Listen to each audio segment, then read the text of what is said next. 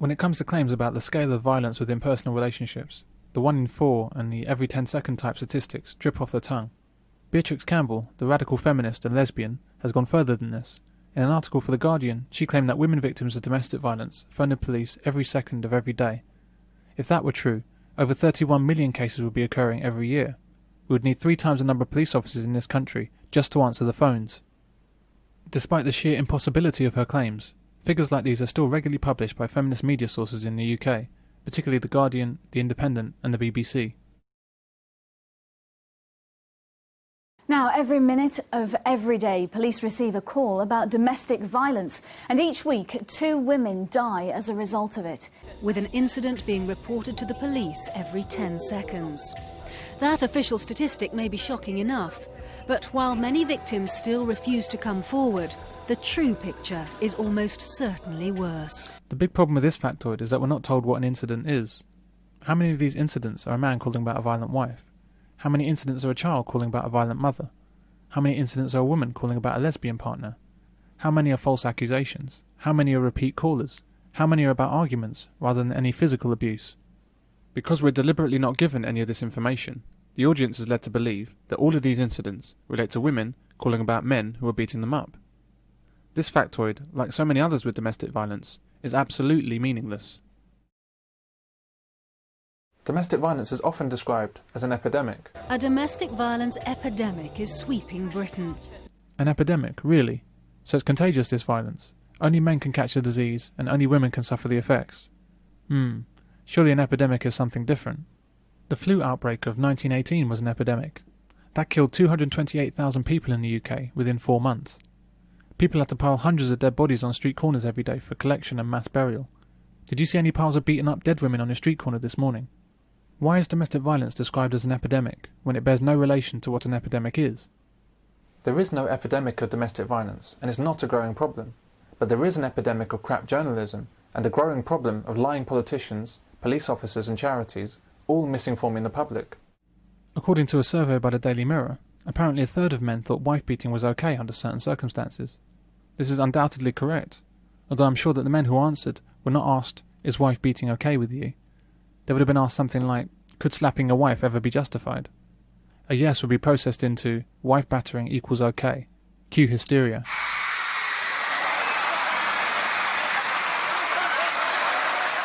The Mirror goes on to say,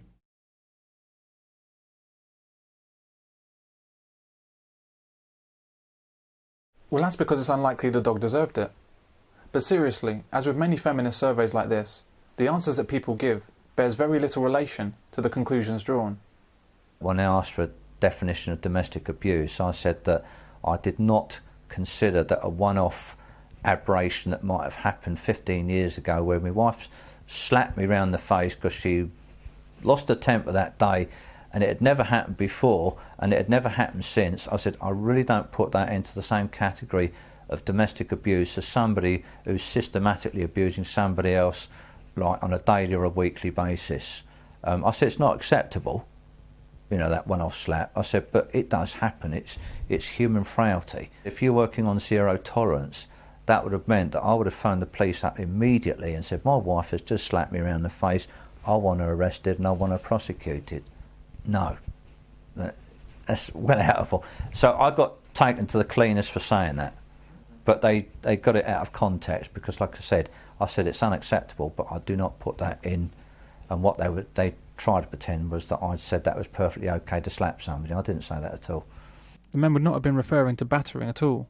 As we've seen, battering seems to have a very different meaning to normal people compared with hysterical females. The men will be referring to a loss of control, which can happen to anyone, man or woman.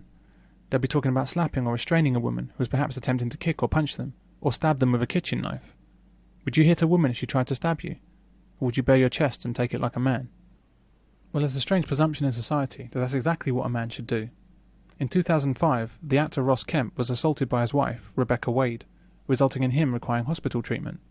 Yeah, the Sun's editor, Rebecca Wade, was arrested today for allegedly assaulting hardman husband Ross Kemp.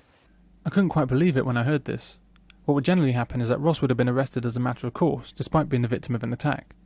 For the woman to be arrested, this must have been one hell of a serious attack, probably involving a weapon. And the arresting officers must also have been unusually intelligent and open-minded about what went on, compared with the stated police line of domestic violence. With the arrest policies, if a man does call a woman, the chances are he'll be taken away.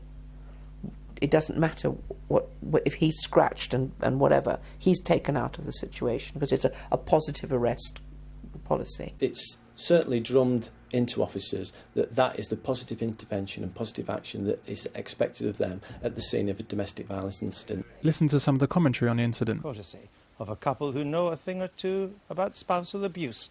You see it here on the sofa. Has she got previous in going home at 4 in the morning and bashing her husband? Well, she never beat me up when I was her editor at News of the World, but she's a fiery redhead. Allegedly, I'm told. He said on a bar of soap, didn't he? I mean, it is just utterly hilarious, isn't it? I mean, I don't think she's beaten him up before. I mean, he is Ross Kemp, he's Grant Mitchell, and Heno from Ultimate Force. I mean, it's not playing very well for him, is it? He won't be now. The toughest man in Britain, brought to his knees by Rebecca Wade, about 5'8", 8.5 stone. It's not great. It seems Ross Kemp is in something of a bind here. Piers Morgan says that he's somehow unmanly for being injured by his wife. But if he defended himself and perhaps injured her, then he's not a tough guy. He's one of those evil wife-beaters that we're told lies behind every front door. So he's not a tough guy if he defends himself from a woman, and he's not a tough guy if he gets attacked by a woman. It seems that the only way he can actually be tough is to take a beating or a knife attack from a woman, not restrain her or defend himself, not get injured, and not say anything about it to anyone. If you can manage all that, then he's a tough guy. Initially, the reaction is to defend yourself. I soon learnt that that wasn't the thing to do, because if I tried to grab her wrists or anything to stop her hitting me, she would then claim that I'd hit her first and that I'd attacked her. So although the initial reaction was to defend myself. She said she'd hit him around the back of the head with something nasty, and blood was flowing from the back of his head. So he called the police, and when the police got there, she just screamed and shouted, "Oh, he was going to try and kill me, so I did that to him." And the copper arrested him. He said, "Well, hang on, and he's, of course, then he was done for resisting arrest." But then I realised and I learnt, and I was told by the policeman, because you must never ever hit back. And it is actually his good advice, because if you don't, then there are no marks. And if you're the only one with marks, everybody can see that you're the only person who's actually been attacked. Perhaps men should take violence from women and not ever react in kind. Do it again.